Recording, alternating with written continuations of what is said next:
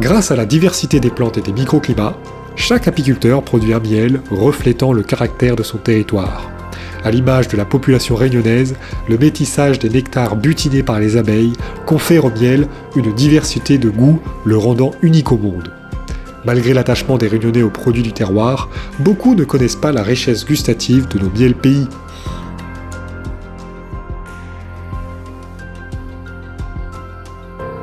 Quels sont les différents miels justement que vous connaissez? Alors il y a le miel de Vérose, le miel de litchi, le miel de cannelle, le miel d'eucalyptus.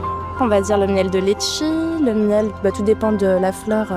Ici à La Réunion, on a plusieurs miels, miel de litchi, bérose, en fonction de ce que les abeilles butinent. Oui, il y a le miel de bérose qui est forcément une grosse quantité de miel. Après, il y a le miel de thym rouge, il y a le miel de palmiste, il y a le miel de litchi, le miel de cannelle. Et ouais, j'en ai mangé pas mal, mais au niveau des noms, j'en ai retenu aucun. Je connais le miel vert, je connais le miel de litchi, je connais le bérose évidemment.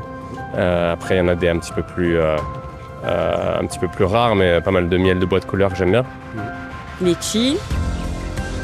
Qu'est-ce que je sais encore? Aux fleurs. Après, il y en a un qui est moins sucré, mais là, j'ai pas le nom, c'est cassia, quelque chose comme ça.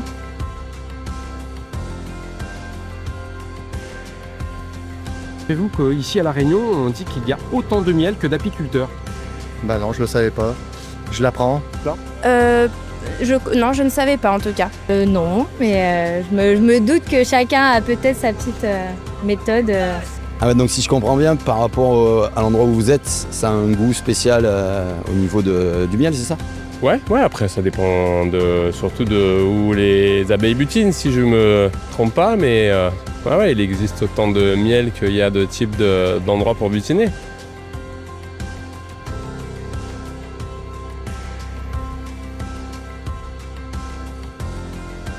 L'abeille a besoin de reconstituer tout son régime alimentaire. Donc du coup, son carburant premier, ça va être le nectar, donc du coup qui est assimilé à du glucose, donc du sucre. Et ensuite, elle aura aussi besoin de tout ce qui dit protéines, donc ce qui est assimilé au pollen, ou encore des enzymes, des acides, des minéraux. Et donc, elle va aller chercher tout ton besoin nutritif, justement, dans cette biodiversité floristique. Des plantes qui vont pousser dans les bas ne sont pas les mêmes que dans les hauts. Donc, les abeilles vont récupérer du nectar différent toute l'année. Et donc, les abeilles, elles travaillent toute l'année. Et donc, cette variété, justement, de nectar nous permet d'avoir une grande diversité de miel avec des profils organoleptiques très différents, qu'on part d'un goût un peu plus sucré à un goût un peu plus fort en caractère en bouche. Et on a aussi une diversité colorée. Donc on a un miel clair et on a des miels foncés. Alors chaque apiculteur va aller chercher en fait sa diversité de miel pour ses consommateurs. Donc du coup, il va aller mettre ses ruches dans les bas quand c'est la floraison dans les bas et il ira dans les hauts quand ça sera dans les hauts. Et du coup, c'est ce qui permettra d'avoir une diversité de miel avec des goûts différents. À La Réunion, il y a autant de miel que d'apiculteurs. Donc on peut distinguer deux grandes catégories de miel. Donc on a d'une part les miels monofloraux que l'on connaît tous,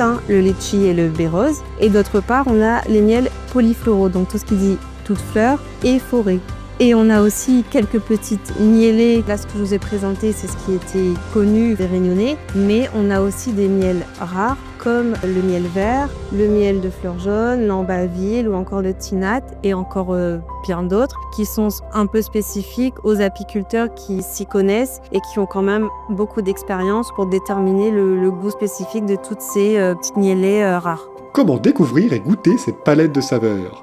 Si vous voulez découvrir ce métissage de goût si propre à notre territoire, consommez local et allez à la rencontre de vos apiculteurs pays. Pour les retrouver plus facilement, rendez-vous sur le site de l'ADAR ou le site de la Copé Miel de Bourbon. Et en attendant, vérifiez la provenance de votre miel pour soutenir la filière apicole locale.